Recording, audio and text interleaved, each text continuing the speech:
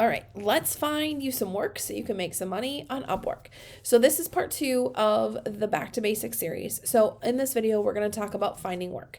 So for some people, that's a no-brainer. Obviously, you want to find work so you can make money on Upwork. But we're going to dive into a little bit more of the fundamentals of how you find work. There's a process that you want to follow so you can become a successful freelancer. So whether you want to just do it as a hobby, whether you want to do it as part-time, or you want it to be your full-time income, there's just some ways that you want to make sure that you present yourself and the processes that you follow through. So we're going to walk through a few of them. So the first one that I want to talk about is to be consistent.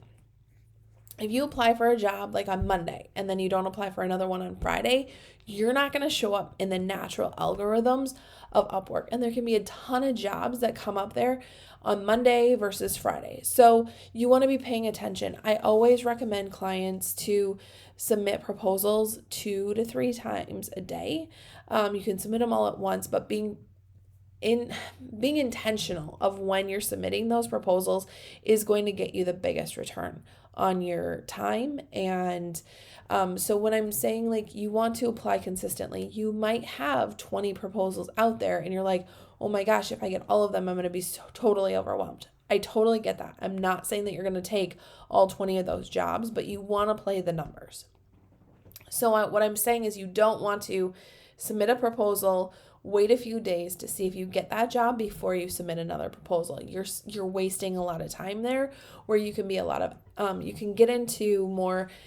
I always like to get into the place where I get to choose if I take a job versus if I need to take a job. Does that make sense? So you want to be able to make those choices of, yes, I need to take this job because I need the income, or yes, I want to take this job because I want to work with this client. Those are 2 different conversations about finding work, okay?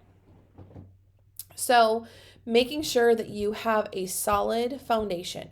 And what do I mean by solid foundation? A solid portfolio, a solid profile, and a solid proposal is what I mean by a solid foundation. So if you have your proposals, where you're connecting the dots on what it looks like to work with you, how you operate, all of those things, and matching your skills up with a job posting, that's a solid proposal, okay? If you have a portfolio that has a few different things of the services and skills that you offer, that's rock solid. When your profile is at 100% completion, you've reviewed it, and it looks like it makes sense, it's all of the services that you're still offering, that is a rock solid profile, okay? So if you're in a really general niche like virtual assistant or project management, like find your niche. You want to get a little bit more narrow. That can be really broad. So knowing who your clients that you want to work with are is really important. And how do you find that out? That's where the learning curve is going to kind of come in, where you are going to be able to test, do I like working in the real estate industry? Do I like working in the photography industry? Do I like working, with coaches, with course creators, all of those different things? That's what's going to take a little bit of time for you to find work in that area, but it's trial and error, and it's taking those jobs, doing well at those jobs, and then deciding where you want more jobs down the road, okay? Really focusing now on the proposal of finding work. So when you're doing the rapid fire proposals, that can get a little generic. And so you still want to take the time to customize those proposals so you're giving good value. You're giving them exactly what they need to know about you to make an informed decision if they want to hop on a call. I always leave my proposals with a call to action to hop on a call with me. Okay, so that's what I want them to do. Like that's the next steps. Like I've told them enough about me for them to make a decision to hop on a call where we then can connect to see if we're going to work well together. Okay. But backing that up a little bit is, don't just send a proposal that says, I do this and I do that and I do this and this is how I do this. Like connect the dots for them to, this is the service that I offer. This is what you have in your job description. This is how I can help you.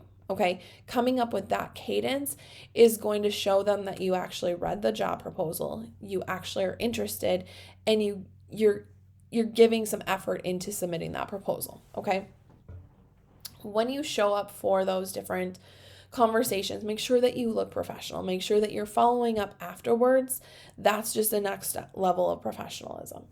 And then the last thing that I want to talk to you about is be patient. Okay? Don't give up. So be patient with, if you're submitting job proposals 2 to 3 times a day, you are going to get some jobs. You might have to tweak the way that you're presenting yourself. You might have to tweak some of your profile or your proposals or your portfolio a little bit to get that a little bit closer. So you're not sending out a ton of proposals before you're getting any conversations. Okay. But this does work. It has worked for a long time, and I guarantee that you can make it work for you as long as you have the foundation set up. So start submitting those proposals, go find some work, and stay tuned for the next video where we'll talk about working as a freelancer.